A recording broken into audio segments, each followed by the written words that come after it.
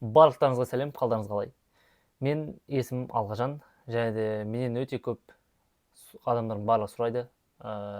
Шет тілін, ағылшын тілін, көбінесе ағылшын тілін қанша уақыт керек дейді. Чтоб до конца дұрыстап отырып оқу үшін, меңгеру үшін, еркін түрде сөйлеу үшін.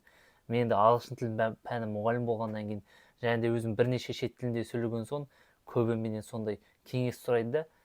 Жауап бір: ағылшын тілін меңгеру үшін кем дегенде 3 жыл керек. 3 жыл.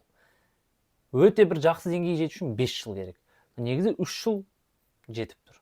Өздеріңіз бір орташа деңгейге дейін сөйлеу үшін. Бірақ ол үшін қанша оқу керек? Күніне бір 30 минут пен 1 сағат аралығында жетіп жатыр.